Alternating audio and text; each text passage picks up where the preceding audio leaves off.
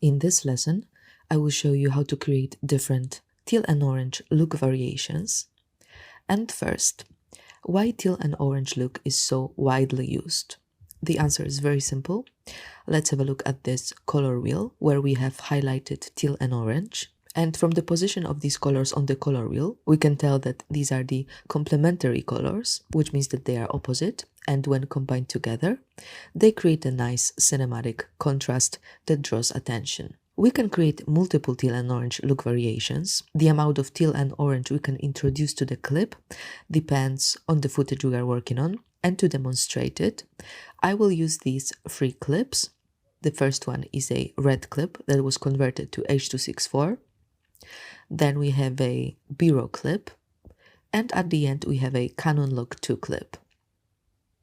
And these are my color management settings.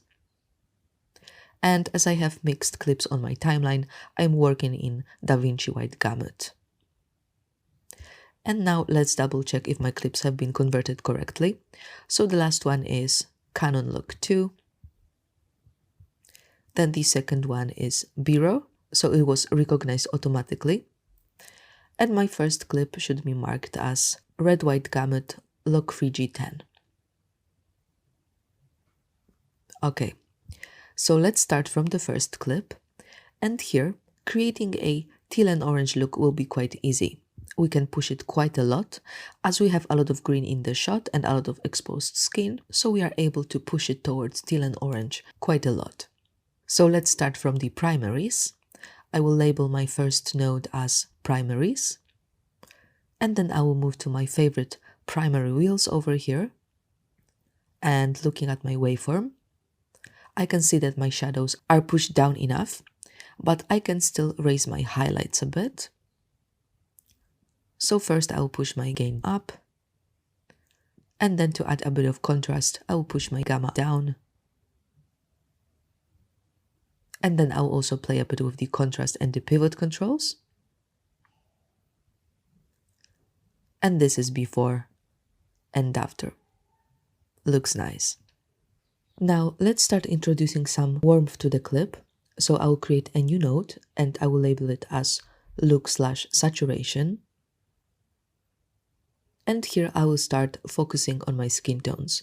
I will start bringing them closer to that teal and orange world. So I will use my gamma wheel, as midtones are responsible for the skin tones. And I will push it towards orange. And then I will push my lift towards teal just a touch to balance it a bit. And this is before and after. I just wanted to add a bit more saturation to the skin here. Now let's create a parallel node. And here we will isolate the skin. So let's label it as skin. And we could have used layer nodes here to do it, but there's a reason why I am using the parallel node. You'll find it out in a second. So let's grab a qualifier and let's select the skin. And now I will turn my highlight mode on. Now let's improve the selection. So I will start from my hue slider and then the luminance.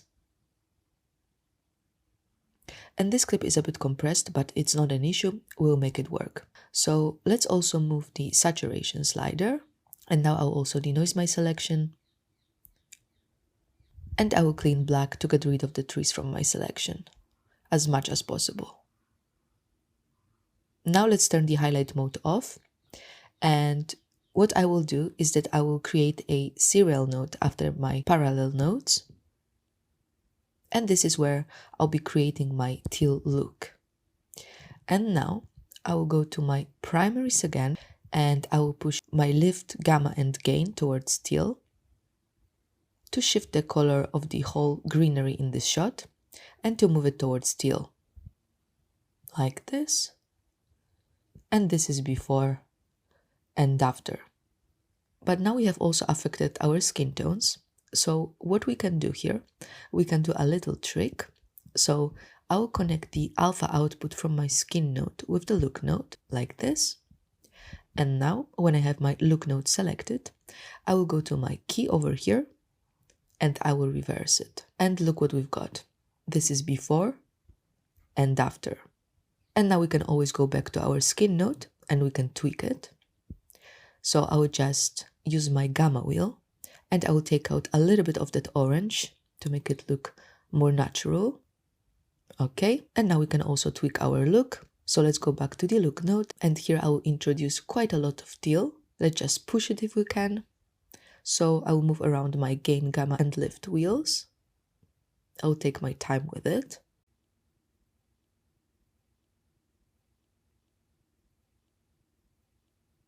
And this is how my clip looks. And now we can adjust it a little bit more. I wasn't aiming for the natural look here, but we can make it look a little bit more natural.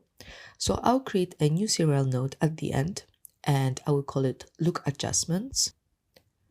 And here I will go to my Luma versus saturation.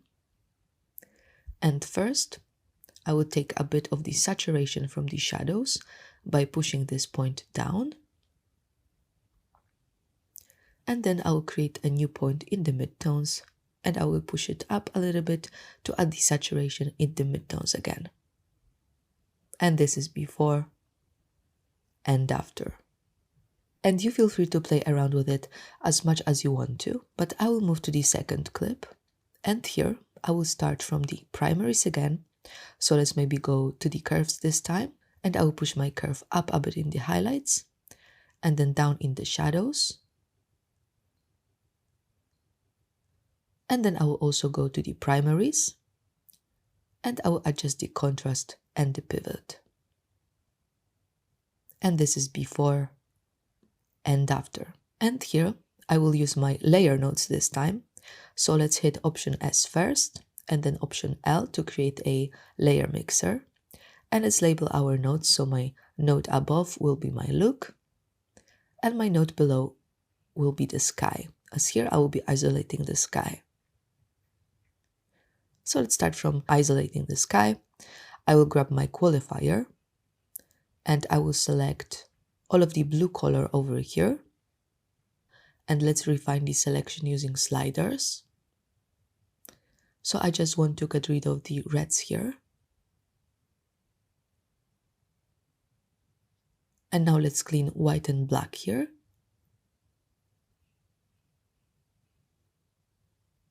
Now let's blur and denoise the selection. Like this. And let's see. This will work. We can always refine this selection later. And now let's select look node.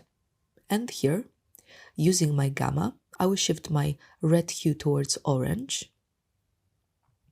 Like this. And this time I can't really push too much. And this is before and after. And now let's go to the sky node. And here again, using my gamma wheel, I will push the blue towards teal. And maybe my gain a bit as well. And this is before and after. So this time we're able to create a teal and orange look very quickly. Now we can move to our last Canon clip. And here I will start from my primaries. So let's label the first node. And looking at my scopes, I will push my gain up, then my gamma down, and then I will tweak the contrast and the pivot. And this is before and after. And here, let's again create two layer nodes, and the top one will be my look, and the bottom one will be my skin tones.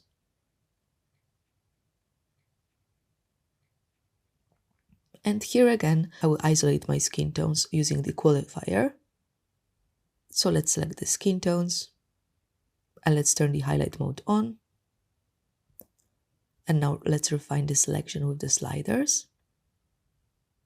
This time there's a lot of red hue in the clip, so it's quite difficult to select only the skin tones. But we can also include more of it this time. It will also benefit from it. You'll see. Then I will denoise my selection a bit and I will play with my sliders a bit more.